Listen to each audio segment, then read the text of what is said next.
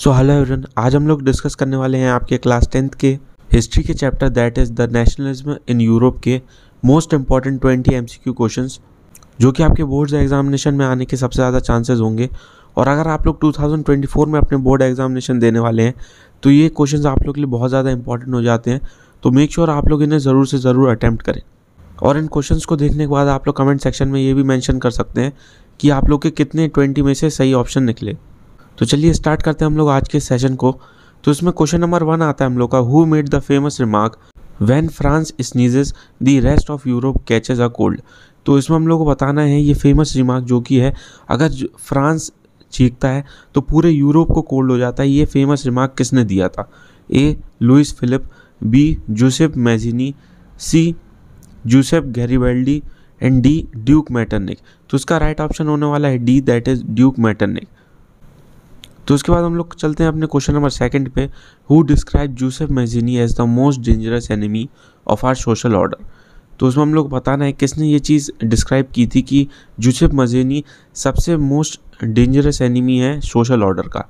A Louis Philippe, B Giuseppe Mazzini, C Giuseppe Garibaldi and D duke Metternich. तो इसका भी right option होने वाला है option number D, that is duke Metternich. इसके बाद हम लोग चलते हैं क्वेश्चन नंबर 3 पे, that is the treaty of Constantinople was signed in. तो उसमें बताना है द ट्रीटी ऑफ कॉन्स्टेंटिनोपल कब साइन हुई थी। A option 1832, B 1833, C 1834 and D 1835। तो इसका राइट ऑप्शन होने वाला है option number A, that is 1832। इसके बाद हम लोग चलते हैं क्वेश्चन नंबर 4 पे, the famous Italian revolutionary Giuseppe Mazzini was born in dash 1807। तो उसमें हम लोग बताना है जो फेमस इटालियन रिवॉल्यूशनरी था जूसेप मैजिनी वो 1807 में कहाँ पे पैदा हुआ था। Option A Netherland, B Strasbourg, C Genoa and D Atlanta. तो उसका राइट ऑप्शन होने वाला है जेनुआ। इसके बाद हम लोग चलते हैं क्वेश्चन नंबर 5 पे, विच of the following country did not attend the Congress of vena. इसमें हम लोग को बताना है इन फॉलोइंग कंट्रीज में से कौन सी ऐसी कंट्री थी जिसने कांग्रेस ऑफ वेना को अटेंड नहीं किया था। A Britain, B Russia, C Prussia and D Switzerland. तो उसका राइट ऑप्शन होने वाला है डी, दैट इज स्विट्जरलैंड। तो स्विट्जरलैंड एक ऐसी कंट्री थी जिसने द कांग्रेस ऑफ वेना को अटेंड नहीं किया। Question number 6, Giuseppe Mazzini founded the secret underground society named Young Europe in dash. तो इसमें हम बताना है हम लोग को जूसेप मैजिनी जो था उसने एक सीक्रेट अंडरग्राउंड सोसाइटी जिसका नाम था यंग यूरोप वो कहाँ पे फाउंड की थी। जैसे कि आप लोग पता हो जूसेप मैजिनी ने 2 सीक्रेट अंडरग्राउंड सोसाइटी फाउंड करी थी, एक उनमें से थी यंग यूरोप और दूसरी थी यंग इटली।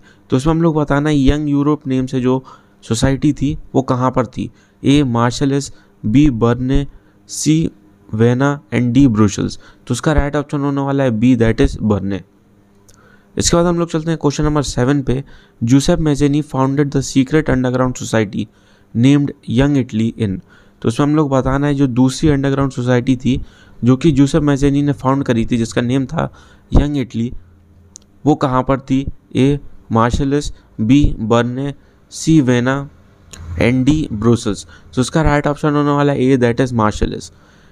इसके बाद हम लोग चलते हैं क्वेश्चन नंबर 8 पे, that is dash believe that established traditional institution of state and society should be conserved. इसमें हम लोग बताना है इनमें से कौन सा ऐसा ग्रुप था जो कि बिलीव करता था कि हम लोग की जो ओल्ड ट्रेडिशंस हैं उनको वैसे ही रहना चाहिए, मतलब प्रिजर्व रहना चाहिए।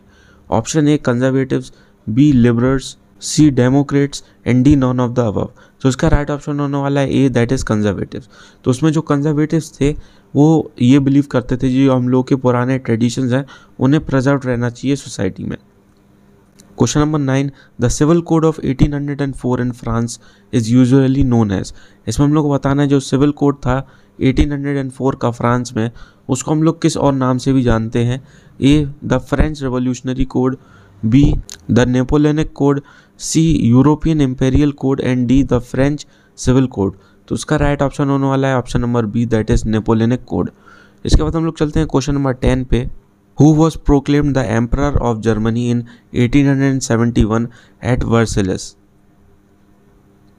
तो उसमें हम लोग बताना है वर्सेलिस में 1871 में जर्मनी का एम्परर किसको बनाया गया था। Option number A Otto von Bismarck, B Victor Emmanuel second, C count Cavour and D Prussian king Kaiser William one. तो उसका राइट ऑप्शन होने वाला है D, that is Prussian king Kaiser William one. Question number 11, who became the king of united Italy in 1861। इसमें हम लोग बताना है जब इटली यूनाइटेड हुई थी 1861 में तो उसका एम्परर या फिर उसका किंग किसको बनाया गया था। A Joseph Garibaldi, B Victor Emmanuel second, C count Cavour and D Joseph Mazzini. तो उसका राइट ऑप्शन होने वाला है option number B, that is Victor Emmanuel second. इसके बाद हम लोग चलते हैं क्वेश्चन नंबर 12 पे। The allegory of the German nation who wears a crown of oak leaves was a. इसमें हम लोग बताना है जो एल्गोरी थी जर्मन नेशन की जो कि ओक लीव्स वेयर करते थे वो कौन थे। A Marianne, B Union Jack, C Britannia and D Germania. तो इसका राइट ऑप्शन होने वाला है option A, that is Marianne. तो ये एक एलोगोरी थी जर्मन नेशन की जो कि एक ओक लीव्स का क्राउन वेयर करती थी। Question number 13, a large part of Balkan region was under the control of. इसमें हम लोग बताना है ऐसा कौन सा इनमें से पार्ट था जो कि बल्कन रीजन का एक लार्ज पोर्शन कवर करता था। A Russian empire, B Ottoman empire, C German empire and D Habsburg rulers. तो उसका राइट ऑप्शन होने वाला है B, that is Ottoman empire. Question number 14, the Bourbon dynasty which has been disposed during the French Revolution was restored to power after signing the Treaty of। इसमें हम लोग को बताना है जो बार्बन डायनेस्टी थी जिसकी पावर्स को डिस्पोज कर दिया था फ्रेंच रेवोल्यूशन में और उसके बाद में उसकी पावर्स को रिस्टोर्ड मतलब उसे फिर से पावर में लाया गया कौन सी ट्रीटी को साइन करने के बाद। A treaty of Vienna, B treaty of Constantinople, B treaty of Marseilles और डी ट्रीटी ऑफ प्रूशिया। तो इसका राइट ऑप्शन होने वाला है A, that is Vienna. Means treaty of Vienna में ऐसा हुआ था जिससे कि जो बार्बन डायनेस्टी थी वो फिर से पावर में आ चुकी थी। Question number 15, in Galicia the aristocracy spoke dash language. इसमें हम लोग को बताना है जो गैलेशिया थी उसमें जो एरिस्टोक्रेसी थे जो ग्रुप ऑफ पीपल था वो कौन सी लैंग्वेज बोलते थे। A German, B Italian, C French और डी पॉलिश। तो इसका राइट ऑप्शन होने वाला है D, that is Polish language. Question number 16, what type of conservative regimes were set up in 1815 in Europe. इसमें हम लोग को बताना है किस टाइप के कंजर्वेटिव रेजिम्स सेट किए थे 1815 में यूरोप में। A democratic, B autocratic, C aristocratic और डी डिक्टेटोरियल। तो उसका राइट ऑप्शन होने वाला है option number B, that is autocratic. Question number 17, which of the following artist painted the image of Germania. इसमें हम लोग को बताना है जो जर्मेनिया की इमेज थी उसे कौन से आर्टिस्ट ने पेंट किया था। A Philip Veit, B Frederic Sorrieu, C Ernest Renan, D Richard M Hoe. तो उसका राइट ऑप्शन होने वाला है A, that is Philip Veit. Question number 18, who were Junkers. इसमें हम लोग को बताना है जंकर्स कौन थे। Option A soldiers, B large land owners, C aristocracy और डी पीजेंट। तो उसका राइट ऑप्शन है option number B, that is large land owners. Question 19, which of the following is the attribute of liberty. A red cap, B broken chain, C weighing scale और D both A and B. इसमें हम लोग को बताना है जो liberty का मतलब एट्रीब्यूट क्या है, मतलब इसमें हम लोग बताना है इनमें से कौन सी चीज़ लिबर्टी को शो करती है। A red cap and B broken chain. तो ये राइट ऑप्शन होंगे, मीन्स ऑप्शन नंबर डी आपका करेक्ट रहेगा, both A and B. Question number 20, which one of the following statement is false regarding the act of union 1707। इसमें हम लोग बताना है ये जो 4 स्टेटमेंट दी गई हैं इनमें से कौन सी गलत है in regarding of act of union जो 1707 में था। Option A, it was an agreement between England and Scotland. तो ये चीज़ तो सही होगी। Option number B, it was an agreement between England and Ireland. तो ये चीज़ रॉन्ग होगी, मतलब ये हम लोग का राइट ऑप्शन हो सकता है। इसके बाद हम लोग नेक्स्ट ऑप्शन भी देख लेते हैं। Option number C, it resulted in the formation of the United Kingdom of Great Britain and D it give England control over Scotland.